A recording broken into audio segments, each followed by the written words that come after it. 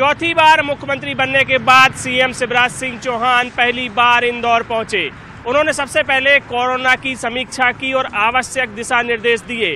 इसके बाद वो उद्योगपतियों से मिले और उन्होंने डॉक्टरों से भी मुलाकात की। अपने एक दिवसीय दौरे पर इंदौर पहुंचे सीएम शिवराज सिंह चौहान का एयरपोर्ट पर बीजेपी के नेताओं ने स्वागत किया। उन्हें रिसीव करने जल संसाधन मंत्री तुलसी सिलावट पहुंचे। एयरपोर्ट पर सीएम शिवराज सिंह का मेडिकल चेकअप भी किया गया, क्योंकि एयरपोर्ट पर हर आने जाने वाले यात्री की स्क्रीनिंग की जाती है। कोरोना के इसी प्रोटोकॉल के तहत सीएम का भी स्वास्थ्य परीक्षण किया गया। जब सीएम एयरपोर्ट से निकले तो उनको सिटी वैन मैजिक यूनियन के लोगों ने रोक लिया। सीएम भी उनको देखकर रुक गए। यूनियन के लोगों ने सीएम से सिटी बस, ऑटो और मैजिक के ड्राइवरों के खाते में 15-15 हजार रुपए जमा कराने की मांग का ज्ञापन सौंपा। कलेक्ट्रेट में समीक्षा बैठक के बाद सीएम ने उद्योगपतियों से मुलाकात की। उन्होंने 2015 से 2018 के बीच इन्वेस्टर मीट के दौरान हुए एमओयू की समीक्षा भी की और इसी दौरान के उद्योगों का प्रेजेंटेशन भी देखा। इस दौरान उन्होंने 500 करोड़ रुपए के 3 उद्योगों का ई लोकार्पण भी किया। इसके बाद वे शहर के डॉक्टरों से भी मिले। इंदौर पहुंचे सीएम शिवराज सिंह चौहान सांवेर के नेताओं से भी मुलाकात करेंगे और उपचुनाव की रणनीति पर चर्चा भी करेंगे, क्योंकि बीजेपी और कांग्रेस के लिए सांवेर की सीट प्रतिष्ठा का प्रश्न बनी हुई है। सांवेर से मंत्री तुलसी सिलावट बीजेपी से उम्मीदवार हो सकते हैं। मोदी सरकार 2 के 1 साल पूरा होने पर बीजेपी जनता के बीच जाकर सरकार की उपलब्धियों को गिना रही है और इन उपलब्धियों को गिनाने के लिए जो प्रचार प्रसार की सामग्री है वो बीजेपी में पहुंच चुकी है। इस वक्त आप देख सकते हैं कि तमाम वो पैम्फलेट्स जिनमें उपलब्धियों का उल्लेख किया गया है यहाँ काफ़ी संख्या में रखी हुई हैं और यहाँ से गाड़ियों में लोड होकर अलग अलग जो क्षेत्र हैं, विधानसभा क्षेत्र हैं, वहाँ पर भेजी जा रही है। बीजेपी ने तय किया है कि वो आने वाली 10 तारीख से पूरे प्रदेश में घर घर जाकर ये अभियान चलाएगी और मोदी सरकार 2 की 1 साल की जो उपलब्धियां हैं उनको जनता के बीच जाकर बताया जाएगा। बीजेपी की इस तैयारी को कहीं ना कहीं उपचुनाव की रणनीति के लिहाज से भी जोड़कर देखा जा रहा है, क्योंकि 1 साल की उपलब्धि के साथ साथ जनता के बीच में शिवराज सरकार ने अभी हाल ही के 2 महीनों के अंदर जो फैसले किए हैं उनका भी प्रचार प्रसार किया जाएगा।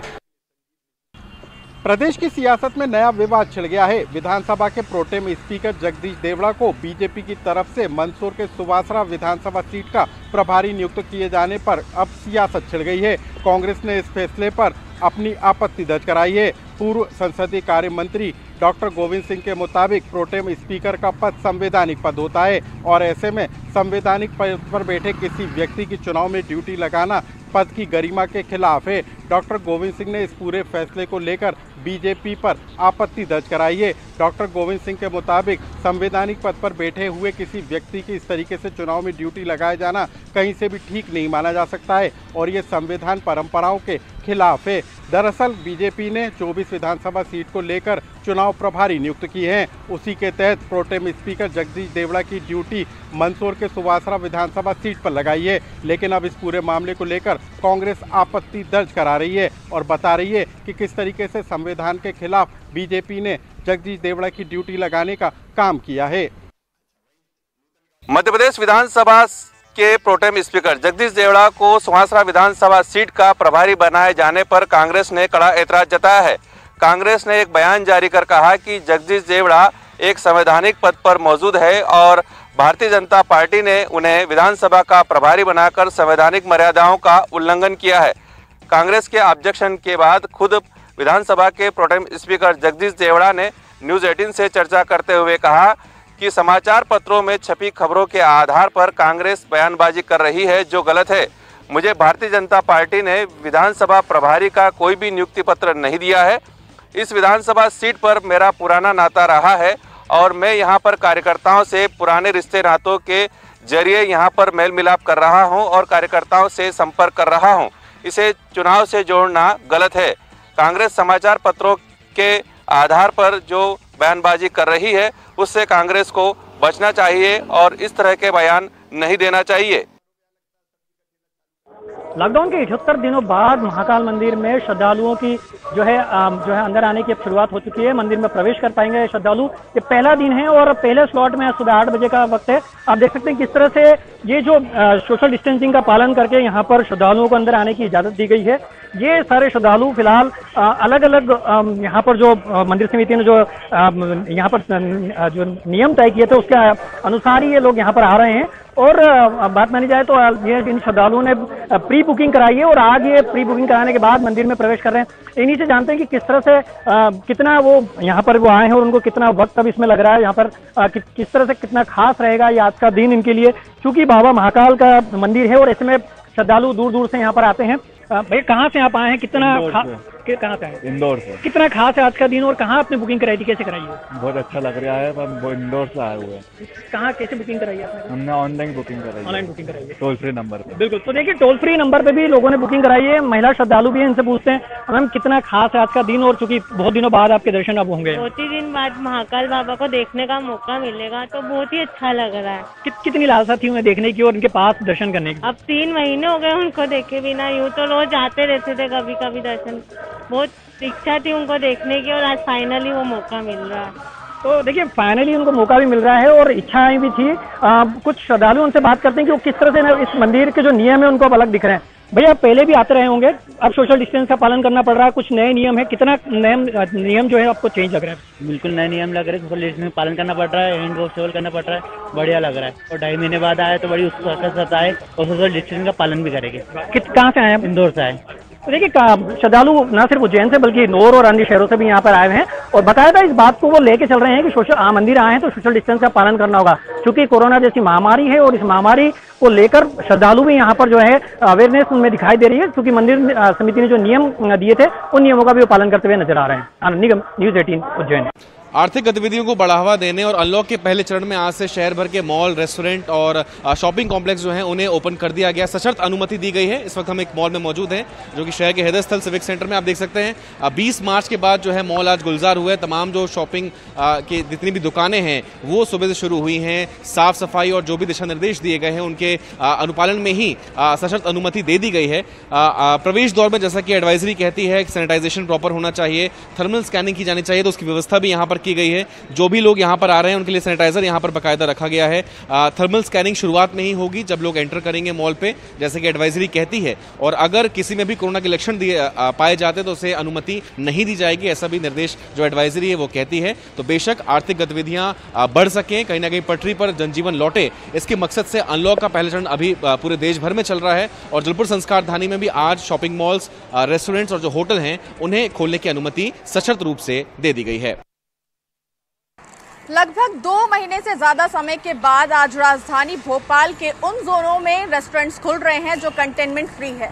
और जहां ये रेस्टोरेंट्स खुल रहे हैं वहां की क्या व्यवस्थाएं हैं हम आपको वो दिखाते हैं कि जब आप रेस्टोरेंट में आएंगे सबसे पहले इस बात पर जोर दिया जा रहा है कि आप पार्सल फैसिलिटीज लें, यानी टेक एंड गो की सर्विस लें। उस बात का खास ख्याल रखते हुए जब यहाँ पर कोई व्यक्ति ग्राहक पार्सल लेने आएगा तो सबसे पहले उसे सोशल डिस्टेंसिंग का खास ख्याल रखना होगा, जिसके लिए यहाँ पर पट्टी चिपकाई गई है। यानी दुकानदार और ग्राहक के बीच में सोशल डिस्टेंसिंग तो रहेगी ही, साथ ही साथ जो ग्राहक आएंगे उन्हें भी आपस में एक दूसरे के साथ सोशल डिस्टेंसिंग का खास ख्याल रखना होगा। जब भी आप किसी रेस्टोरेंट में एंट्री लेंगे, खास बात ये देखने को मिलेगी कि वहाँ सबसे पहले आपको अपने हाथ सैनिटाइज करने होंगे। कई जगह ये सुविधा दी गई है, जैसे कि मैं यहाँ पे बात करूँ तो फुटरेस्ट के थ्रू आप ये सैनिटाइज़र निकाल सकते हैं, यानी कि आपको इसको छूने की भी ज़रूरत नहीं पड़ेगी। तो जिन रेस्टोरेंट्स में अगर टेबल्स पास पास लगी हुई थी, अब आपको उसमें दूरी दिखाई देगी, यानी 2 गज दूरी बहुत है ज़रूरी। इस बात का भी खास ख्याल रखा गया है। और यहाँ पर जो सर्व करने वाला स्टाफ होगा रेस्टोरेंट में, उनकी भी सुरक्षा के खास इंतजाम किए गए हैं। यानी अब आपको ओपन फेस के थ्रू नहीं मिलेंगे, एक फेस शीट के थ्रू मिलेंगे। मास्क लगाना बहुत ज़रूरी है, फेस शीट आपके पूरे फेस को कवर करती है। कि जो लोग इस बार डिजिटल पेमेंट नहीं कर पाएंगे उनके लिए कैश जब वो देंगे तो भी खास व्यवस्था रहेगी। एक बॉक्स के थ्रू उन्हें अपने हाथ से ही वो कैश डालना होगा, यानी संक्रमण की चेन को हर हाल में तोड़ना है और लोगों में इन्फेक्शन ना फैले, इस बात का भी खास ख्याल रखना है। इसलिए आपस में जितनी दूरी हो सके वो मेंटेन करना बहुत ज़रूरी है। इन व्यवस्थाओं के साथ राजधानी भोपाल में भी कंटेनमेंट फ्री जोनों में तमाम रेस्टोरेंट्स खोले गए हैं, जहां पर ग्राहक जाकर के जायके का लुत्फ उठा सकते हैं।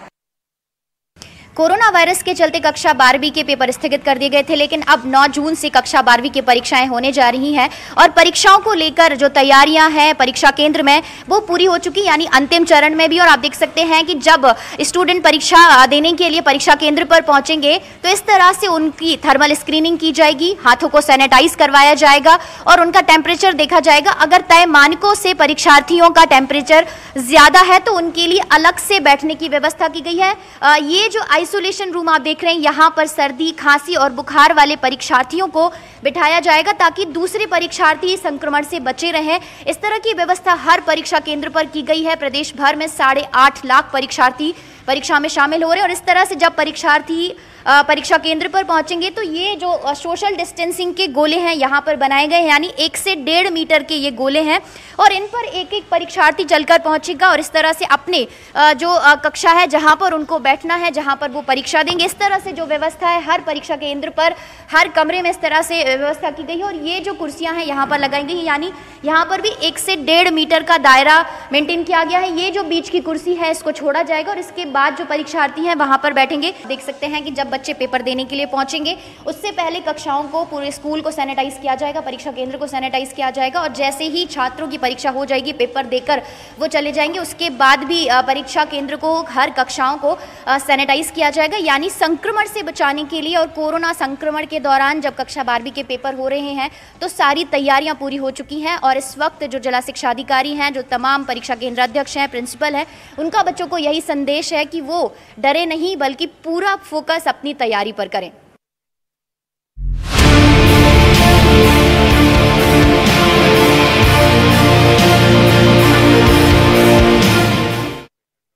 केंद्र के विद्युत संशोधन विधेयक का विरोध छत्तीसगढ़ सरकार ने किया है और मांग की है, जो केंद्रीय विद्युत मंत्री हैं आर.के. सिंह, उनसे मांग की है कि इस विधेयक बिल को पास न किया जाए, इसको स्थगित किया जाए, क्योंकि जिस तरह से ये पूरा विधेयक बनाया गया है बिजली का, उससे किसान से लेकर घरेलू जो उपभोक्ता हैं बिजली के, उनको काफी दिक्कतों का सामना करना पड़ेगा। इसलिए छत्तीसगढ़ सरकार ने इसका विरोध किया है और विरोध करते हुए एक पत्र लिखा है केंद्रीय विद्युत मंत्री को कि इस पूरे जो विधेयक बनाया गया है बिजली का, उसको स्थगित किया जाए, क्योंकि जिस तरह से अगर इस बिल को पास होता है ये, तो जो विद्युत नियामक आयोग है, जो विद्युत की दरों को जो निर्धारित करता है, वो इसको सही तरीके से निर्धारित नहीं कर पाएगा और जो लाभ किसानों को और घरेलू उपभोक्ताओं को बिजली के मिलना चाहिए वो सही तरीके से नहीं मिल पाएगा। इसलिए केंद्र के इस विद्युत जो विधेयक बनाया जा रहा है उसको स्थगित कर छत्तीसगढ़ सरकार ने इसकी मांग की है और इसके लिए बाकायदा छत्तीसगढ़ सरकार ने केंद्र के विद्युत मंत्रालय को पत्र लिखा है। छत्तीसगढ़ में कोरोना का कहर थमने का नाम नहीं ले रहा है। बीती देर रात 20 नए मामले सामने आने के बाद आज अब तक 11 नए मामले सामने आ चुके हैं। प्रदेश में एक्टिव मरीजों की संख्या बढ़ के 834, तो वहीं कुल पीड़ितों की संख्या 1100 के पार तक पहुंच चुकी है। रोज दर्जनों की संख्या में नए मरीज मिलने से अब लोगों के मन में दहशत का माहौल बनने लगा है कि आखिरकार इस भयानक स्थिति से कैसे निजात मिलेगी और कब छत्तीसगढ़ राज्य कोरोना मुक्त राज्य होगा। क्योंकि जांच की अगर बात कर ली जाए तो अब भी छत्तीसगढ़ में 88,000 के करीब ही जांच हो पाई है, जबकि जनसंख्या 3 करोड़ के आसपास है। तो वहीं राज्य में अन्य राज्यों से आए लोगों की संख्या ही 2.5 लाख के पार बताई जा रही है। बहरहाल देखना होगा कि कोरोना के इस भयानक संक्रमण पे लगाम कब लगती है और लोग कब राहत की सांस ले पाते हैं। राजधानी की सड़कों पर महज 2 दिन चलने के बाद सिटी बसों के पहिए फिर एक बार थम गए हैं। लॉकडाउन के दौरान सिटी बसों की सेवा बंद कर दी गई थी, लेकिन फिर इन्हें शुरू करने की कवायद हुई। नगर निगम के अधिकारियों से बस ऑपरेटरों की बातचीत हुई और सिटी बसें एक बार फिर से चलने लगी। लेकिन कोरोना की दहशत इसे कह सकते हैं कि 2 दिनों के दौरान महज 300 यात्री 30 बसों पर सवारी कर पाए। शुरुआती चरण में 30 बसें चलाई गई, लेकिन कोरोना की खौफ की वजह से केवल 300 यात्री ही 2 दिन के दौरान मिल पाए और इसलिए बस ऑपरेटर्स ने अपने हाथ खड़े कर दिए हैं और इसलिए सिटी बस की सेवा एक बार फिर से बंद हो गई है। जिस तरह से ये देखा जा रहा था कि लॉकडाउन के दौरान जब सिटी बसें बंद थी तब यात्रियों को काफी मुश्किलें हो रही थी, लिहाजा ये सेवा फिर एक बार शुरू की गई थी। लेकिन जब ये देखा गया कि अब यात्री कोरोना के खौफ की वजह से सिटी बसों में सफर कम कर रहे हैं, ऐसे में बस ऑपरेटर्स की मांग है कि सोशल डिस्टेंसिंग का पालन करने के लिए यात्री किराए में इजाफा किया जाए और उसके बाद ही बस ऑपरेटर्स सिटी बसों का संचालन कर पाएंगे। अभी फिलहाल जो आम पैसेंजर्स के बसें हैं वो नहीं चल रही हैं। इसके अलावा जो शासकीय काम में और मंत्रालय के लिए जो बसें जा रही हैं वो लगातार चल रही हैं, लेकिन आम पैसेंजर्स के लिए ये फिर से कब से शुरू होगी ये कह पाना मुश्किल है। कोरोना के संकट के चलते अब जिंदगी धीरे धीरे रफ्तार जो है वो पकड़ रही है। जो काम काज है वो सामान्य दिनों की होना शुरू हो गए हैं। वहीं 75 दिनों से जो मंदिरों में लॉकडाउन था उसे अब खोलने की तैयारी जो है वो सरकार ने कर दी है। हालांकि आज 8 जून के बाद से जितने भी मंदिर हैं, जितने भी गिरजाघर हैं, मस्जिद हैं, वहाँ पर खोलने की तैयारी की जा चुकी है और कई जगहों पर पट खोल भी दिए गए हैं। लेकिन अगर हम जगदलपुर के बस्तर की दंतेश्वरी मां आराध्य मंदिर की बात कर लें तो उनके कपाट जो हैं आज नहीं खोले गए हैं और उसके पीछे जो वजह बताई जा रही वो यही कि जिला प्रशासन की ओर से अभी तक आदेश जो है वो मंदिर प्रबंधन कमेटी को नहीं मिला है और यही वजह है कि मंदिर के कपाट जो है वो आज नहीं खुले हैं। हालांकि जो मंदिर के देखरेख करता है उनके द्वारा तैयारी ज़रूर शुरू कर दी गई है। मंदिर की आज सुबह साफ सफाई की गई है और जैसा कि सरकार का आदेश है कि मंदिर के अंदर जो घंटियां लगी होती हैं उनका उपयोग नहीं करेंगे श्रद्धालु, तो उसके लिए मंदिर ने ये किया है कि लाल कपड़े की चुनरी जो है वो घंटे में बांध दी गई ताकि लोग उसका उपयोग न कर सकें। व्यवस्था ये भी की जा रही है कि लोग 4 और 5 की संख्या में जो है मंदिर के अंदर प्रवेश करेंगे। सैनिटाइजर जो है मंदिर के प्रवेश द्वार पर होगा, यानी जो भी गाइडलाइन है सरकार की उसका पालन करेंगे मंदिर प्रबंधन समिति और श्रद्धालु भी। पर निराशा इस बात की है कि आज चूंकि मंदिर खुल जाना था, इसके पीछे वजह एक और भी है कि चूंकि जगदलपुर का कुछ इलाका जो है वो रेड जोन के अंतर्गत आता है, एक के बाद एक कुछ मामले मिले थे उसके चलते रेड जोन के अंतर्गत है और यही वजह है कि जिला प्रशासन अभी असमंजस की स्थिति में है। एसडीएम स्तर के अधिकारी जो हैं वो लगातार इस पर विचार विमर्श कर रहे हैं और माना यह जा रहा है कि 1-2 दिनों के भीतर स्थिति का जायजा लेने के बाद मंदिर के कपाट खोले जा सकते हैं।